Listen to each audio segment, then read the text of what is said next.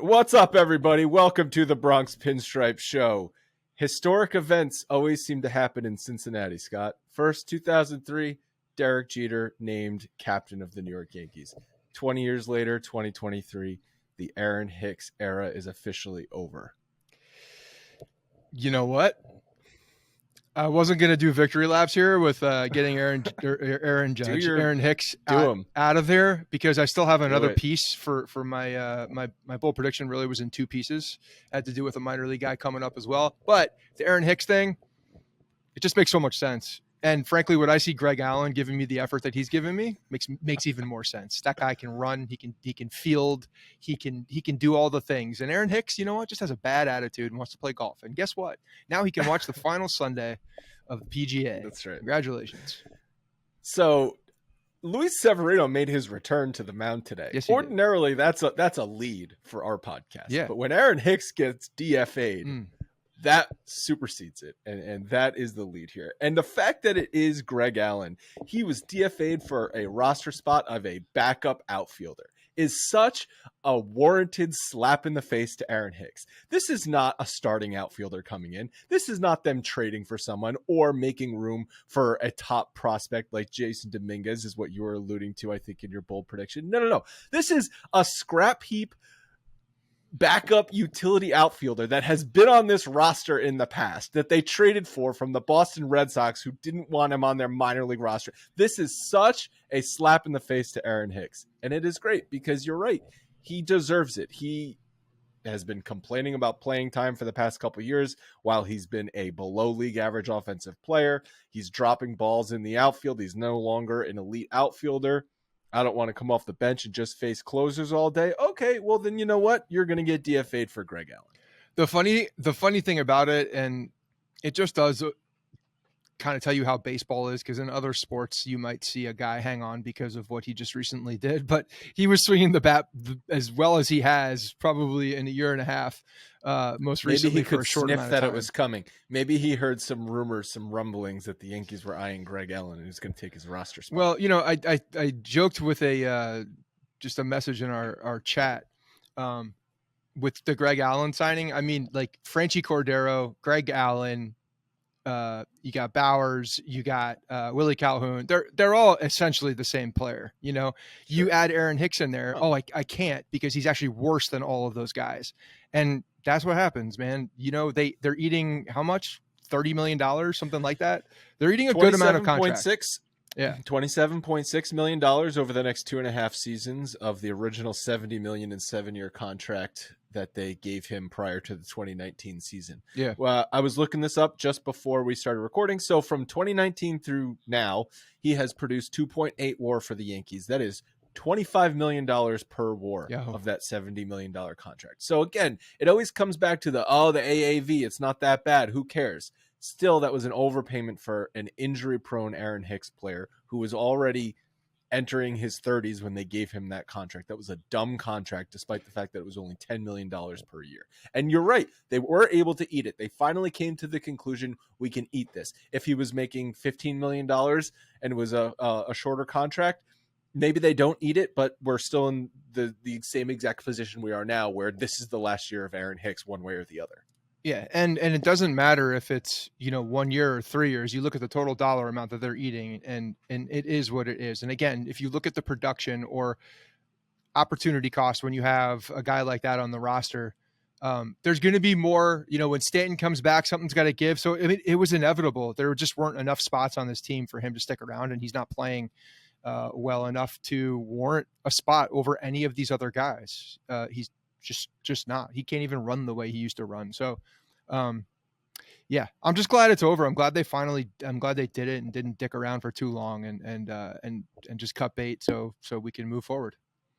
Some will argue that they dicked around for too long. Well, probably this should have happened yeah, months ago or a year ago or whatever it was. But yeah, you're right. I mean, well, Greg Allen does provide some different things than Bowers and Willie Calhoun. Like Greg Allen is a purely defensive pinch runner type of outfielder type of roster spot where, Willie Calhoun's got some wheels, man. He's like a little, he's like a mini baby Pudge. He's shown some power at the plate. Every time Bauers steps to the plate and strikes out, we're reminded that the Yankees love his potential offensively. So, okay, still waiting for that to come through. You get a meatball rolling downhill, and you got Willie Calhoun. You can get that thing going. You get that BMI going, and it's hard stopping it. So, a couple quotes about the situation. Aaron Hicks said, "It is what it is. It's part of the bit. It's part of the business side of it. Just got to move on to the next chapter. This is a very good baseball team. It kind of seemed like it wasn't working out for me." No shit. Oh, did it seem like that, Aaron? Aaron Boone said, "This is." Was family. that before or after you weren't hitting the ball? You realized that? Was that just because there were a lot of people, or I'm just curious as to why he thought it wasn't going to work out? This Aaron Boone quote, it's funny because like the new Fast and Furious just came out. And there's like, another one. This is it the 19th of the Fast 10? But you could read this like Dom Toretto. This is family. You go through everything with these guys. Obviously, with Aaron, some ups and downs. He's had some really good seasons. It wasn't as easy a conversation to have, but one we felt was necessary. Okay, first of all, I just learned something. I had no idea you were a Fast and Furious guy. Did definitely not take you from a Fast and Furious. I haven't. I liked it when. R.I.P. Paul Walker was. I haven't seen the last two. I haven't seen the last 6. I saw up until Fast 8. I don't think I've ever seen honestly one. Wasn't that good. I don't think I've ever seen one. Nor do I care. Fast 5. Fast 5's a good movie. Yeah, that's a good movie. All right. Yeah, The Rock's in it. It's a fun movie. That's a good action. Were you just impersonating Vin Diesel? Was that Vin Diesel? Mm-hmm. Okay. I'm not saying it was a good impression. I mean, I knew who it was, I guess. Okay. And then Brian Cashman was talking to the New York Post, and he said, obviously it didn't work out in the near term. I felt Hicks was a good acquisition and played a key role for a while, but he was injured for a number of years. Okay. First of all, Brian Cashman's still talking about the acquisition he made. And when was that? 2016? Aaron Hicks was acquired, so we're still talking about the acquisition? Okay, fine. Was the acquisition smart for John Ryan Murphy? Yes, Brian, it was. But the 7-year contract you gave him was not good. And again, like I don't like Aaron Hicks the player because he's become worthless, but the contract that Cashman gave Aaron Hicks at that time, I actually had no problem with it. So I'm not going to go back and just act like I've never been on board with him as the player, and the fact that they locked a guy like that up who seemingly was figuring it out. And I do think that injuries got in the way of a lot of things because he was starting to play. Why does everyone just say, oh, but injuries got in the way, when Aaron Hicks has been an injury prone player for his entire career? That is the number one reason you don't give a guy 7 years. You do not give a guy 7 years who's always injured. Okay, that's fair enough. But I'm saying as a baseball player on the field, he was putting it together and seemingly was good. But then every time he got injured, he was never able to like come back from it or rebound and become that same guy. He was just very very different and became very much not a good piece of this team. Logan? I know we like to, shit all over Hicks, but don't forget he was coming back from that wrist sheath injury, which is the injury that ended Mark Teixeira's career. Like that is like a death sentence. So, but at the same time, Mark Teixeira was a very different hitter, and no, I know, and he was taken away from the power that he had as a different type of hitter. I think it does that injury. Granted, everybody's different, every bodies are different, but with Teixeira, I don't know. It seemingly is. I understand why it affected him more. But that was nice of you. That was really nice of you. That was throwing him a bone. I was trying to throw him a bone. But let's not forget, the Yankees were able to acquire Aaron Hicks for pennies on the dollar, basically, because of his injury history in Minnesota.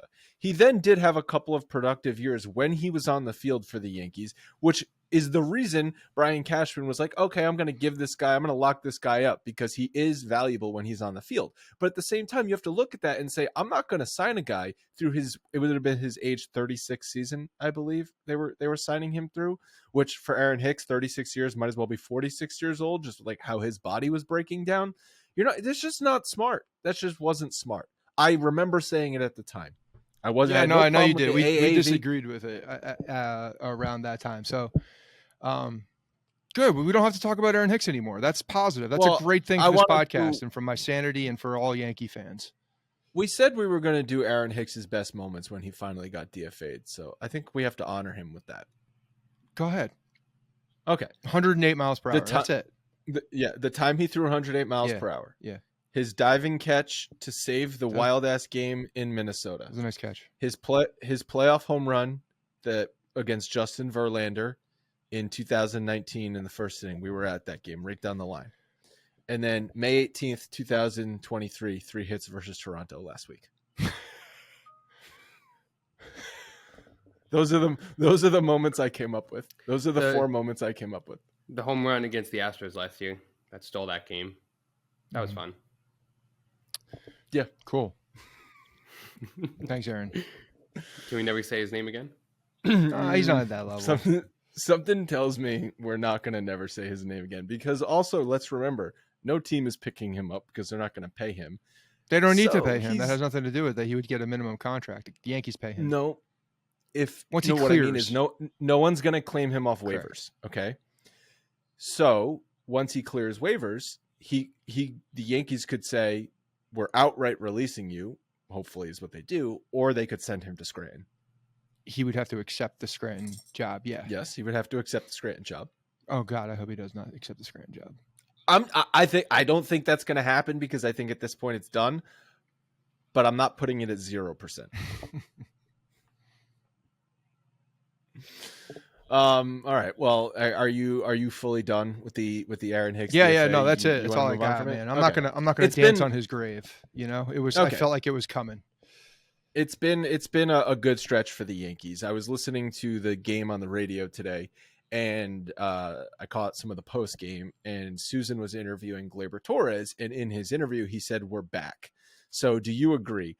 First of all, I don't know what back means. I don't know what these Yankees are back, but do you think the Yankees have turned a corner? I'll phrase it that way.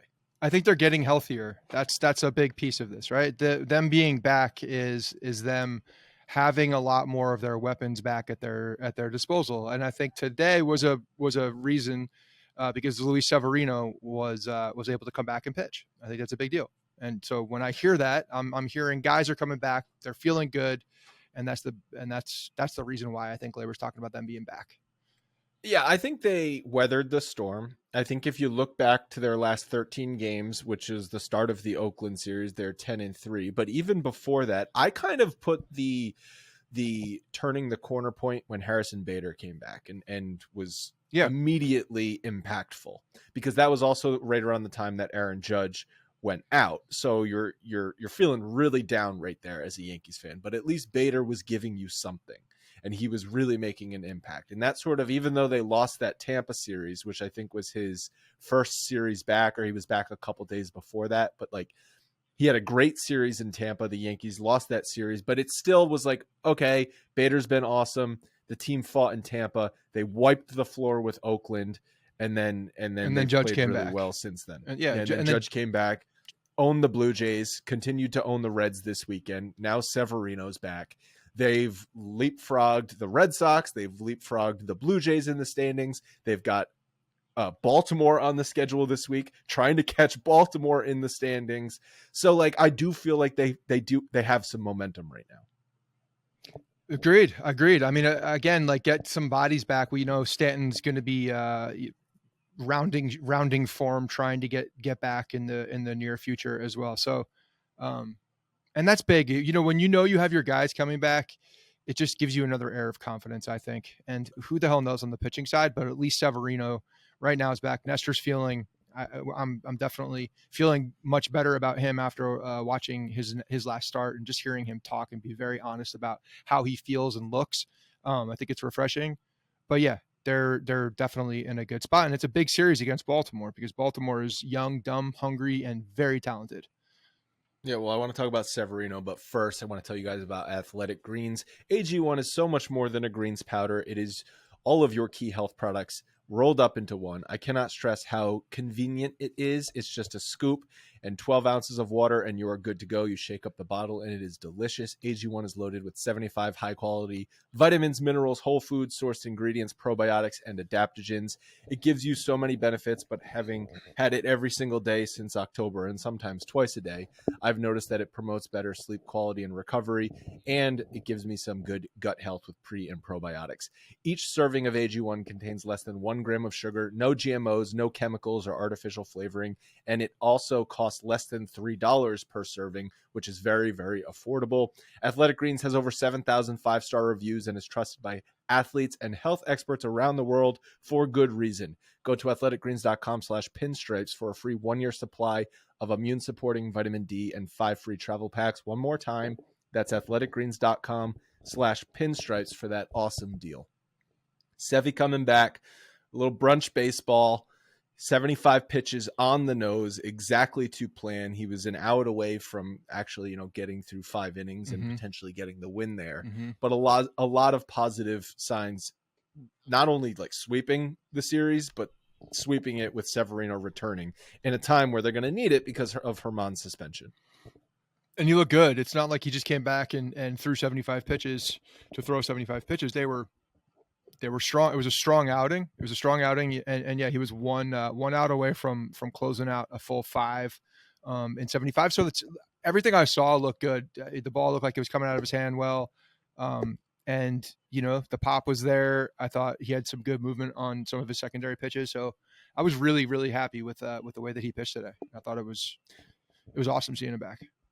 So the run in the first inning, I want to talk about this play. Yeah. So Severino walks the leadoff hitter. That's obviously never ideal. And he comes around to score on that ball down the right field line when Bauers slides and can't make the basket catch.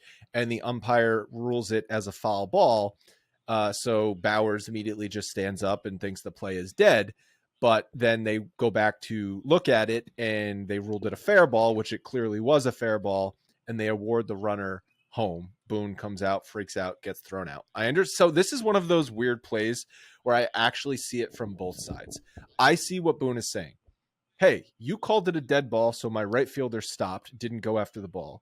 So of course the run is going to score. But had he gotten up quickly and thrown the ball in, maybe that runner stays at third base. I understand that. I also understand it from the Reds' point of view. First of all, that's clearly a fair ball. Why the hell are you calling it foul so quickly? And number 2, that's 2 outs. The runner is running with the crack of the bat. He is scoring 100 times out of 100, especially when the guy is sliding and can't make a catch. There's no chance of him throwing him out at home plate. So this is one of those weird baseball plays where it's up to the umpire's discretion, and each team is going to be unhappy with the decision because each thinks they're in the right. And I do see both sides.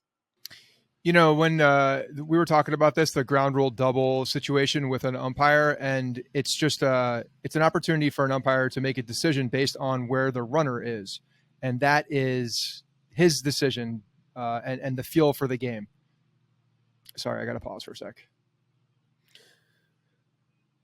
There's a lawnmower right in front of me. We can't hear it. I can't hear myself think. Okay, well, I'll talk. I don't even think we need to edit this out. So this conversation immediately brings back horrors of 2004 ALCS. That was Game 5 in Fenway Park, where Tony Clarke hits that ball down the right field line, and it bounces into the stands because it's a 2-foot fence out in Fenway Park right field, and Gary Sheffield is held up at third base. Even though there were 2 outs on the play, Gary Sheffield was literally halfway to third base when that ball was bouncing into, when that ball went into the stands. What year was this? Scoring there, 2004. Okay. Well, the year the Yankees, so he scores on that play so easily if that ball doesn't bounce into the stands. It was obviously a lucky break for the Red Sox, bad break for the Yankees. The umpires can, by the letter of the law, use their discretion and say he would have scored on that play. And they didn't. And I also understand why they didn't. It's a ground rule double, and you get 2 bases. But you can also look at where the runner was and say, no, it's 2 bases from that point. So it's one of those really, again, I come back to, I see both sides, not to play it down the fence there, but I do think that run should have scored today. It's also because it was a fair ball, and it was clearly a fair ball. Bauer slid in fair territory. It's like, just pick up and throw the ball. Either way, when if the runner, if there's 2 outs and the runner's moving, no matter what Bauers does, He's scoring because he's essentially on second base. It's like a single scoring from second base at that point. So there's not a lot that there's not a huge argument against it, to be honest. Like the guy's scoring, and it's a dead ball when the umpire calls it. That's nothing. Boone saying that it was called a dead ball, but my guy could have got it. It's a moot point. It really doesn't matter because he was going to score no matter what. Yeah. So, and I thought it was interesting how they used the bullpen today. So Peralta pitched the 8th inning, faced all right-handed hitters, 8-9-1 in the order, and they brought in Holmes to close out the game, facing 2-3-4, a righty, a lefty, and a righty.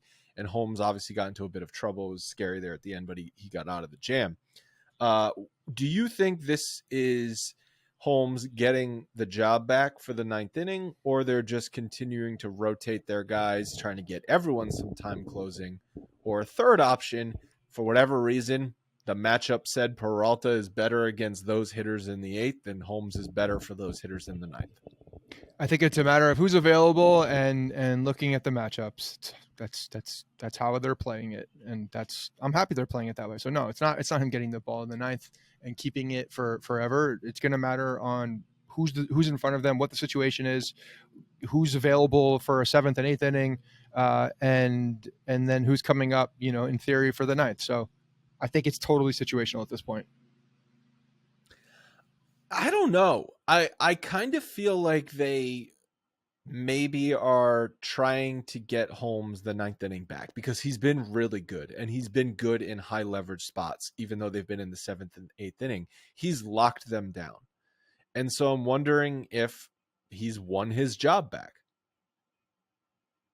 I guess time will tell, and we'll see if he gets the next save opportunity. I mean, they've been talking about leveraging different guys in different innings as well for things. So I mean, even what's coming out of post game interviews and things like that, it does not feel like that at all to me at all. I think that it's strictly the look and see opportunity and what's in front of you, and if the matchups work and if Holmes is available, then you go, especially with Peralta being a lefty. Like I definitely think they have the opportunity to match up in different situations better. So, well, the matchups would have said Holmes for the 8th inning facing all righties and Peralta for the 9th inning, because even though it was 2 righties, there still was 1 lefty in that spot. It depends on who they are and if there's a previous history. And, again, like that very well could be where they're just giving him some 9th inning reps just to get it back in. But I don't think it's necessarily because they want him to have the job back, because it's working, frankly. There's no reason for them to do that. The big three, if we're going to call King, Holmes, Peralta, the big 3 in the bullpen, rotating them based on matchups and leverage spots and who's available, has been working. Logan, can you say what you said before we pressed record? So when we were talking about the semantics of it, so they want to be able to put Holmes in the 9th inning, on occasion, have that as an option. They want King to be able to do it. They want Wandy to be able to do it. But today, maybe they just wanted to do it as a confidence thing, kind of like what Scott was saying, get him some 9th inning reps. The matchups will call it a neutral for, sake of argument, and then do it like that. But he's not going to be the closer. He's not going to be the only one closing games. It's just going to be. So I think there's some merit to what he's saying, and it's such a Boone comment. It's probably exactly what's going through their stupid brains, where it's we want him in the 9th, but not all the time. But sometimes we want him in the 9th. And since he hasn't pitched the 9th in a long time, we're going to get him the 9th inning today. But he's not the closer, but he closed today. So he was the closer today, but he's not the closer. But he could be the closer, but King could be the closer. And Peralta could be the closer, because Peralta was the closer the day before, or 2 days before, whatever it was. I think it's exactly that sort of semantics bullshit. Reps are a good thing. If a guy is not confident in the 9th inning in a relative close game, get him some reps in there so that you can have the so you don't think he's confident? So that you have the ability to give him the high leverage situation in the 9th inning. High leverage situation in the 8th inning, high leverage situation in the 7th inning is different, feels different than a high leverage situation in the 9th inning. So yes, in Cincinnati against a team that's not very good in a 3-run lead, give him the ball to give him the opportunity for the save. Again, get that 9th inning, and it almost didn't work. So I don't know where the confidence level is at that point. I want to ask you this. 1-run lead, ninth inning, clean ninth inning. You're facing heart of an order. Yeah. Okay. Heart of the Astros Michael order King is coming up. Or heart. Okay. And if Michael King's not available, who are you going to? right now. I feel better with Peralta. Okay. Holmes is probably number 3 on my list as far as confidence. And you know who's been throwing the ball really well, which I would never trust in the ninth inning, but I do love him right now because he's throwing the ball really well and he's got all the tools in the world, is Abreu. He looks really good. But you cannot trust him in a ninth inning situation. He's just too raw, and but how many times he could still walk out there and walk 6 guys and in a row and not even throw. I feel like every year there's an Albert Abreu who at the start of the year you would never trust in a high leverage spot, and then by the middle or late in the year he's going to start to get some spots because he's been effective. I feel like the Yankees have one of those in the bullpen almost every year. Okay. I'm talking about May 21st right now as we're recording this on Sunday, May 21st. I'm not giving him that situation unless it's just like a, very low leverage, not a save opportunity. But he's definitely gaining more confidence and gaining more of the trust. That's more of my point, is that he could, if he continues that and puts down more tape so that we can see this and is acting more consistent. His problem has always been consistency. I mean, shit, how many organizations gave up on this guy? Yankees released him, then got him back from Texas after he was released. So he has been given up on many times, and much of it is because of the control issues that he has and inconsistency. So if they're able to get this guy to a place that's consistent, and he's able to, mature his playing, his mechanics and all those things to a point where he's able to do this on a nightly basis for multiple strings in a row, then hell yeah, because he's got everything you possibly want. He really does. Yeah. And so, Logan, what are you saying in the chat about Ian Hamilton? No, I was just saying that Ian Hamilton is that guy that you didn't expect to be anything, but that's is true. Really good and could be.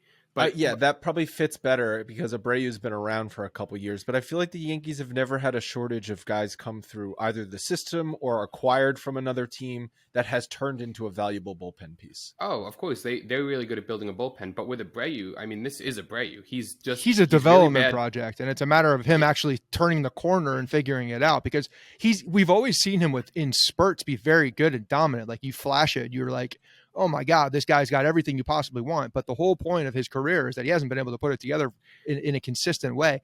And he's starting to kind of do that. And, after the All-Star break in the second half, if we're still seeing that consistency from a guy like this, that's, has a much higher, a much better walk to strikeout ratio, then he could start earning more of that trust. But he's got the ability for sure. We've kind of seen it before. It's just he blows up, like he has his blow up outings, but if he comes in clean innings, he's really bad at getting in with inherited runnings. But he, in the past, has had stretches of wow, this is really good, extended stretches. So I'm pulling up his Fangraphs page right now, and he's got a walk rate of 6.55 this year.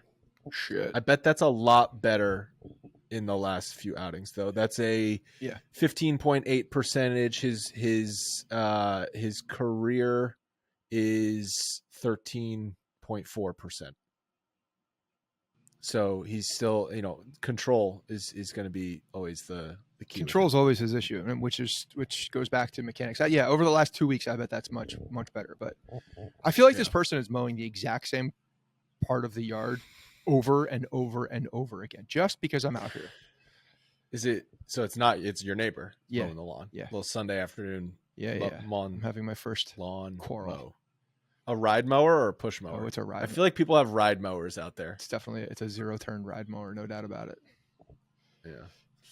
All right, before we talk about the rest of the series, have to tell you guys about our good friends Shady Rays. It is almost summertime, which means it's going to be sunny outside, and you're going to need a brand new pair of sunglasses. Shady Rays has you covered with premium polarized shades that are just as good as any expensive pair you can buy. They also have the most insane protection plan, which covers you if you break or lose your pair, no questions asked, or if you get them, you try them on and they don't fit your face or you're just not feeling it, you can return them free for 30 days in that policy as well. They have over 200,000 5-star reviews for a good reason. The glasses are lightweight and durable, and they're built for outdoor activities, whether you're at the beach or golfing or at the pool or whatever you want to do, maybe mowing your lawn. They have dozens of styles and color combos to choose from for both men and women, and they make a really good gift when Father's Day is right around the corner. So pick up a pair for you and your dad. Go to shadyrays.com and use promo code Bronx for 50% off 2 or more pairs of polarized sunglasses. That is an awesome deal that Shady Rays is giving our listeners exclusively. Again, code Bronx for 50% off 2 or more pairs. Check them out. You're going to love them. Aaron Judge. Listen to these numbers since coming off the IL. 12 games, 378 batting average. That's 17 for 45 with 7 home runs and 18 RBIs in those 12 games, a 1400 OPS. He had 4 hits on Saturday, including the game. It was a key double in the 5th inning to get them closer. I don't think that was not the tying RBI, but that was in the comeback there, and then the winning single in the 10th inning, and then the night before he also hit a home run after demoralizing the country of Canada. Player of the Week award as well. The guy is coming back on absolute fire, and really the team needed it too. They needed a massive push, and offensively they needed someone to really carry the team so that other guys can key off of it. But he's been awesome, man. He's so good. He's so very good. The lineup, it's a cliche, but like the lineup is just different when he's hitting like this because he impacts the 3 guys he impacts the 3 guys before him when the lineup is turning around, and then the 3 guys after him. He's like, he almost touches everybody in the lineup when he's this good because you have to prepare for him coming up. You can't walk someone ahead of him because Judge is going to come up, or he's going to be on base for someone coming up after him. It's such a massive impact. Yeah, and when he's got that sweet stroke and like just air of confidence, and you can see it in his face, he's almost unstoppable. He's really, I don't want to. When he's up, do you think that he's the most feared hitter in baseball? After last year, probably. I think he is. I mean, after you hit 62 home runs, yeah, you're the most feared hitter in baseball. And the way that he does it too, because it's not like he's got that. He's got such a quiet confidence, and you can see it all over his. It's not like an arrogance, whereas some guys just look cocky and like act cocky, and maybe people feel different that are not Yankees fans. I don't know. I don't think so, but possibly. He's just who would you? I mean, who's in the conversation? Who's in the conversation for most feared hitter? Yordan Alvarez, possibly. Trout, like Harper. No, I mean he's coming back from injury, but like I don't know. Yeah, Ohtani. I don't know. Ohtani, I feel like as amazing as he is, has more holes in his offensive game than Judge does. He does. There's no doubt about it. But so like as far as like, listen, I'm not saying Ohtani's overrated or anything. Like, do not mischaracterize what I am saying. I'm just saying like I would not say Ohtani is as feared a hitter as Judge is. Judge is a much more complete hitter than Ohtani is. So when I'll tell you just a gut feeling I had when Vlad Guerrero Jr. the other day came in to pinch hit, I was like, oh shit, like he gives me that type of feeling, especially against the Yankees. Yeah. So Vlad Guerrero Jr. I think is one of those guys, and he's more of like he's got more of a violent swing. He's just more when I see him swing the bat, it looks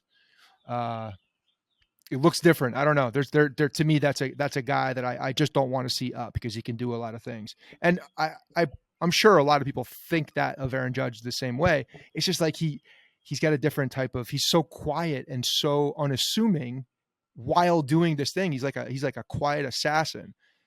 So I'm very curious how other fan bases, like how they feel about him as far as like him stepping up into the box. Do you think that the most feared hitter is different for like fans than it is opposing pitchers? Because like I feel like opposing pitchers would say like someone like Stanton just because of how like hard he hits the ball or something like that. Yeah, maybe. And well, it depends. It depends what week you catch Stanton. If you catch Stanton on a good week, In a hot week, you're gonna like, get I'm not trying to. a 120 mile an hour line drive right back at you. Anybody. Yeah, you're looking at him like, nah, that's I'm good. But yeah, it's probably true. There's probably different on the field, because guys are. Like a guy, for instance, like a guy like DJ LeMahieu can, at his peak, can spray the ball anywhere. If I'm a pitcher and I'm in a situation like I don't want to see him because anything I try to do, that guy's going to be able to get on. Unless, I'm trying to get, if the one thing I can't give up is a home run, then I don't mind seeing him. But if I have to get a guy out in a particular point, like he's the last guy I want to see, or one of the last guys I want to see, because he can do so many things, even if I make a good pitch. But some of these big power hitters, if you make a good pitch in the right spot, you can get them out. The problem is that there's not very many of those spots to get on a guy like Aaron Judge or even Vlad Guerrero. Who would you say in our lifetime of watching baseball is the most feared opposing hitter? The first guy I think of is Manny Ramirez. Yeah, it's got to be like Manny, Ortiz, Pujols, like those three come to mind. Bonds, obviously. Bonds for sure, but like what guys that we had seen. The Yankees just didn't face. We Bonds didn't face Bonds a Pujols ton. Yeah, enough, exactly. So like Ramirez was the guy. I did not want to see Manny Ramirez up. I had nightmares about Ortiz Manny coming up in the next inning. Yeah. I was like, oh, the Yankees have a 1-run lead, and Ortiz and Manny are leading off the inning. We're fucked. Like does Pete Alonso give that Paul vibe Quantrill's to people? pitching. Huh? Pete Alonso? Yeah. No. I'm serious. He gives that to people? I'm wondering if he does. He's such a goober that it's really difficult for me to take him seriously. The other night, but he mashes. Yeah. He does so many things well. Are you looking at what? I'm looking at numbers. I was looking at Alonso's numbers here, and he was a guy that I was thinking of. But the air of confidence, the way that you carry yourself, matters in a moment. Manny was scary. Like Manny walked up like you knew nothing else mattered. He was just trying to hit the shit out of the ball. Manny, because you knew like no thoughts were going through Manny's mind. There aren't a lot of thoughts going through Pete Alonso's mind. C-ball, hit ball. Yeah, but like Manny was like so aloof, it was scary because like no moment bothered him. He couldn't tell you if it was a big. Manny couldn't tell you if it was a big moment because he didn't know if it was a big. That's moment. Right. That's probably true. And that's true. My point is that it matters in like the confidence of the player and the way that they carry themselves for you to feel that fear as a fan for them coming up. Because you have guys like Jansen, great example. Jansen. He's a middling catcher for the Toronto Blue Jays that has amazing numbers against the Yankees. Like that's a guy I didn't want to see. Who was the other guy that the outfielder for the Blue Jays that left? What's his name? Anyway, there are certain guys that kill the Yankees and you don't want to see up. Gurriel? No, You're thinking about Pilar. Nope. I'm not thinking about Pilar. I'm thinking about that left the Blue Jays. Yes. Grichuk. Who'd they trade to Arizona? Who'd you say? Grichuk. Yes, him. Grichuk. Yes. Yeah. Grichuk had ridiculous numbers against the Yankees, and only the Yankees, it felt like. But a guy like Manny was just I don't know, man. He made me very nervous. I know I've referenced this book a number of times, but the Joe Torre Yankee Years book I thought it was really good. I read it so long ago, but he was pretty forthcoming and trashed A-Rod a good amount, so I got some enjoyment out of it.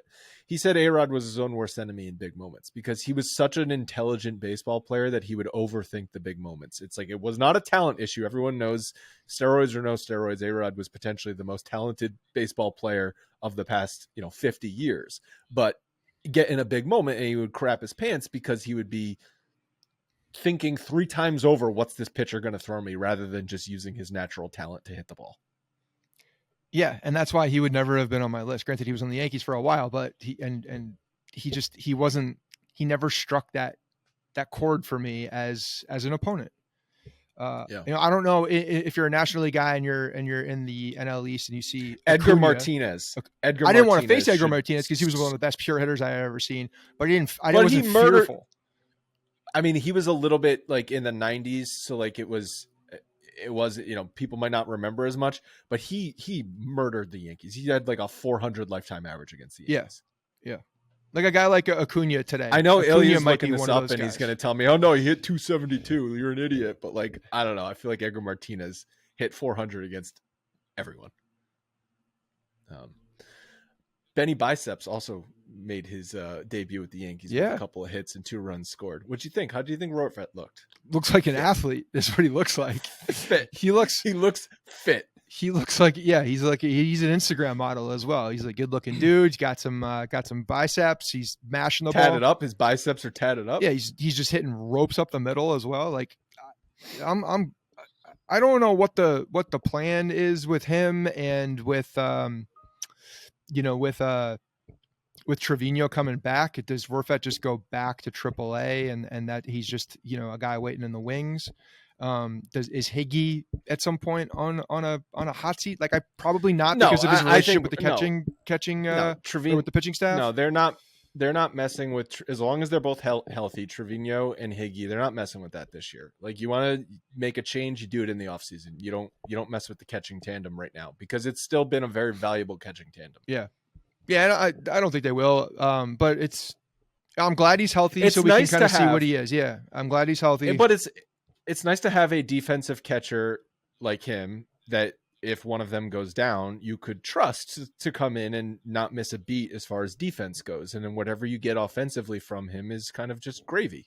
And he was hitting well in AAA before he came up, and you'd expect any big leaguer to hit well in AAA, I'd guess. But when he was with Minnesota, there was a lot of swing and missing, a lot of swings and misses with him. So we'll see. How much time did he actually have in the majors with Minnesota? I don't think a ton. There wasn't a lot. No. Did we get I'm curious about Edgar Martinez's numbers now. The Friday win. So Clarke Schmidt, another sticky stuff controversy. He was inspected for a 317 for Edgar versus the Yankees. I don't know. It felt like 417 in the moment. It's 317, nothing to sneeze at though. Maybe it was just that big hit. I was going to say, who hit? Wasn't he the one who got the hit that scored Griffey? He got the double in 95 to score Griffey. Yeah. Ended Don Mattingly's career. Fuck you. And now Don Mattingly. That was weird. That was weird seeing Don Mattingly. Seeing Mattingly as part of that, yeah. And like when the cameras would cut over there, when there was a moment where they're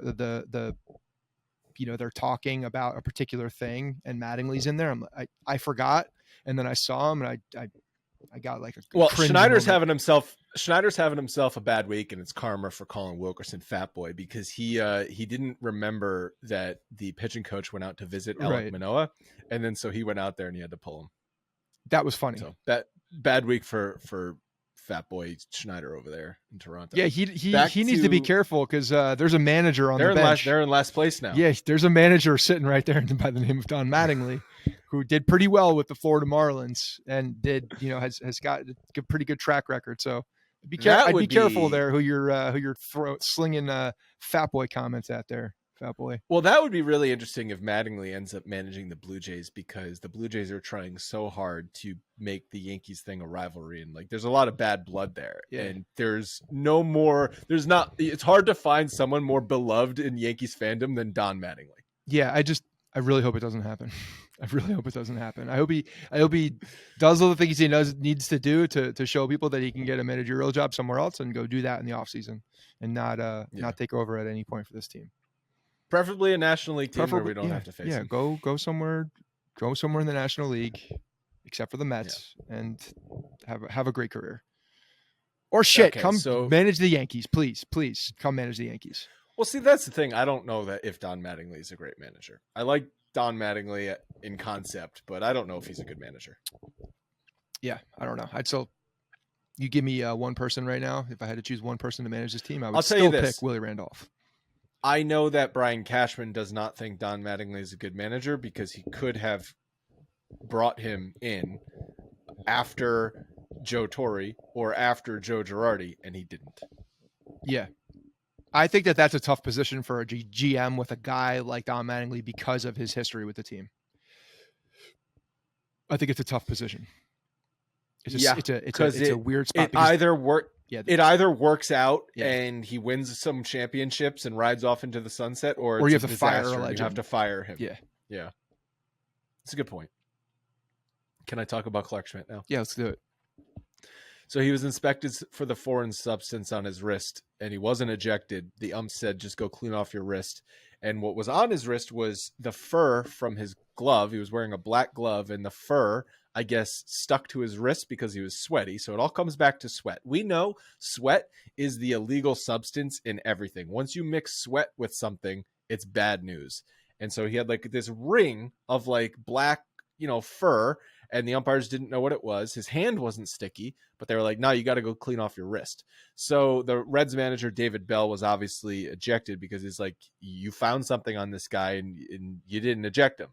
And again, this is not to sound like the thing I said a few minutes ago about the play down the right field line, but like, I get it. Especially if, with what just happened with Domingo Germán this and what's going on this year in baseball. It's like, if you tell a guy to go clean his hand off, you clearly found something, so kick him out of the game. I understand David Bell. Yes, I do too. And by the way, his tirade today was very weird and spastic, and like he looked awkward, and he was like doing some weird. It looked like he was almost spitting on the ground. He looked like a chicken. Like I don't know what was going on, what he was doing. His like head was clucking a lot. Like it looked very it looked very awkward. It was just, and then he got taught. It was just very strange watching his little tirade today. Look, if that fur from the glove, it's like a the good luck rabbit foot. It's like that soft fur inside the hand part of the glove. If that's coming off and sticking to your arm, it's not sweat. There's something there that's on your arm that's making it stick to the arm. Or you got a really cheap glove. Well, otherwise, then why are you? Which he doesn't. Why are you telling him to wash it off? Wash what off? What are we washing off? The stuff that the stuff was sticking to. That's not sweat. Sweat's not sticky. No, it's not sticky. Stuff. Yes, it is. What do you mean it's not when sticky? If you put sweat with something else, it's sticky, but it's not sticky by itself. Something would stick to you if you are sweaty, because once you are but what's taking the fur off of your glove then? Something is sticky. Friction. Nah, dog. That you know what? Like you don't. No, it doesn't just come off like that. It's weird. So you're going conspiracy theory, and Clarke Schmidt was doing something. I'm not saying he was doing anything shady. I'm saying that these MFers don't understand how sticky sweat and rosin get together. Clearly, nobody understands that chemical compound because it makes things stickier than they are. And if there's a little bit of fur that's coming off, again, if you're just sweating and that stuff goes on you, what are you washing off? So the umpire said it's our discretion. So Brian Onora was the umpire. He said they noticed something just a little tacky. It wasn't shiny. It wasn't dark like pine tar. It was that fuzz from the inside part of his glove. As a crew, we told him to go wash it off. So what Bell is probably screaming that why did the fur stick to his arm? What was sticky enough for that fur to come off of the glove and stay on his arm? Something. Yeah, something. Well, he pitched 5 innings, 5 hits, 2 runs, and I think what I wanted to talk about was what do they do, Brito or Schmidt, when Germán is eligible to return? So some numbers here. Schmidt, 10 starts on the season, a 6 ERA on the nose, but a 4.41 FIP. So I guess he's pitching a little bit better than his ERA would indicate, allowing 11 hits per 9 innings, 3 walks per 9 innings, but he is striking out 11 per 9. Well, the good news is that Brito was already sent down because of Sevy. So the decision being made of Clarke Schmidt staying on the roster at that point is going to have to be, I don't know. That's going to be an interesting one because when Germán's back. Yeah, you know what? I pulled these numbers before they made the roster move. That doesn't mean we're not going to see Brito again, though. No, we will 100% see Brito again. It's just a matter of like this is his job now. He needs to stay stretched out. He's staying stretched out and will be available when needed. It gives them this is a good thing actually long term when you look at what the Yankees are doing and assuming that people won't stay healthy or something will happen because it always does. You have a guy like Brito who got some run in the major leagues, had, tasted some success, got some good feedback from big league coaches. Now he's going to be that much more ready for the next time he's called because he will be called again. Yeah. And unless there's an injury, he can't come back for, how many days? 10 days or whatever the time frame is. But the Herman, they're saying he's not going to start until it would be the end of the month anyway. So that's going to line up where, I don't know. It'll line up Anyway. for that 10th day, potentially. You're going to have to fill a gap. They might do an opener at some capacity, but yeah. Yeah. All right. Like we said, Baltimore's on the schedule this week. They're 3 games up on the Yankees in the standings, although I think their game is still going on right now. The Yankees have an off day on Monday, haven't had an off day in a while. Cole versus Bradish, Cortez versus Wells, and Schmidt versus Gibson is the pitching matchups. Cole, get off to a good start. Get the series off to a right start on Tuesday. Yeah, it's a big series. I'm actually looking forward to seeing this team play against each other. This is gonna be a fun series. I think they're an entertaining team watching them just because they have a lot of really good young talent. And I'm not scared of that. I like watching two teams that are playing well go head to head. It's fun. It's more fun to watch that than the Yankees just completely beat up on Oakland. It's fun for a different reason, I guess, and they needed that. But this is good baseball. And then, well, that's another. I guess the cynical way to look at the past little streak for the Yankees is, other than Tampa, you've played a really a falling Toronto team, the Reds, who aren't a good team, and Oakland, who's obviously a bad team. Yeah, that's the glass half empty approach. I'm not taking that approach. I mean, and you play who's on your schedule, and if you can beat up on some bad teams to get back on track, then great, beat up on some bad teams. Well, now I don't like Gleyber Torres saying that they're back after thinking about the competition, because that could give you a false sense of confidence as well. I don't like Gleyber Torres saying we're back, because they haven't been anywhere since he's been on the team. Yeah, back to what? Back from something, okay, but back to what? Exactly. No. I mean, they are back. They're Severino's back, Judge is back, Bader's back. Maybe that's what he meant. Yeah, they're back. They're like, we got our majority of our guys here with some more coming up. Our players are back. Our players are back. Yeah. Hicks is gone. We're back. I can't believe Hicks is gone. I can. You guys thought I was crazy. I didn't think you were crazy. The amount of time left on that deal. I just didn't think they would do it. I didn't think they would finally do it. I think, I don't know. I thought because Cashman loved him, and Steinbrenner wouldn't want to look at the next 2.5 years paying this guy. I just thought they would wait on it, but I'm glad they didn't. I'm very glad they didn't. It was the right decision for the team. It was the right decision for the team. Do you think he gets picked up? He goes and plays somewhere? He gets a minor league offer from somebody. Yeah. But he doesn't get a major league contract. He's not going to be automatically added to a roster. I don't think. Probably not. He'll go play Arizona. He's going to Arizona. Everybody knows he's going to Arizona. Somewhere where he can play golf a lot. You can play golf everywhere in the summer. No. But if you're okay, we need to figure out I bet he lives in Arizona in the off-season. That's what I'm saying. Like our Arizona's the golf state of America. Okay, that's where he's going. You put money on. You put money on that he goes to the Diamondbacks. That would say that. Well, who knows if the Diamondbacks want him? The Diamondbacks released Madison Bumgarner earlier this year. Why are they going to then take Aaron Hicks? Because that's the same. No, it's not the same. I'm just saying they don't want bad players. It's true. They don't want bad players. Nobody wants bad players. Aaron Hicks is a bad player. That's true. He's a bad player. Okay. Anything else? That's it. Event? No more coming up next weekend? We got everything coming up next weekend. Next weekend. It's less than 7 days away. Crazy. 7 days from now, we're going to be hungover. Yeah.